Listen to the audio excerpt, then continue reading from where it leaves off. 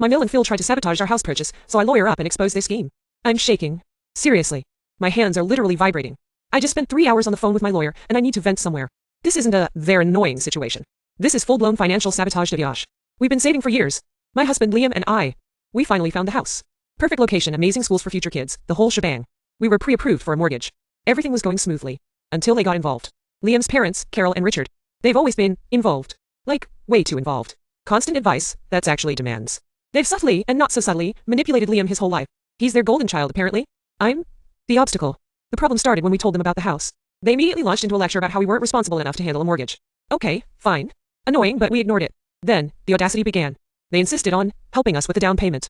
A generous gift, they said. We were hesitant, but Liam, bless his heart, thought it would ease the tension. Huge mistake. The gift came with strings. So many strings. First they demanded access to our bank accounts. Just to make sure we're on track. Carol cooed. I felt a chill immediately. Gaslighting at its finest. Liam brushed it off, saying they just wanted to help us budget. I knew something was wrong. Then, they started inserting themselves into every aspect of the process. They called the realtor, the inspector, even tried to negotiate directly with the seller. The realtor was mortified. I swear she nearly quit. But the real kicker. They discovered we were planning on refinancing after a year to get a better rate, something totally normal. Carol went ballistic. You're betraying us. We invested in you. We expect to see a return. I nearly choked on my coffee. A return. This isn't an investment, it's a house. Liam finally confronted them. He told them to back off. They responded with a guilt trip of epic proportions. Richard started crying, saying we were ungrateful and that they'd sacrificed everything for Liam. It was a full-on weaponized incompetence performance. Liam came home a wreck. That's when I started digging. I quietly reviewed all our communication, all their emails. I found something huge. They had been sending unsolicited emails to our mortgage lender, subtly implying we were financially unstable and had unforeseen circumstances. They even hinted at Liam's impulsive spending habits, which are a complete lie. They were actively trying to sabotage our loan. I presented the evidence to Liam. He was floored. He finally saw it, the years of manipulation. He was furious.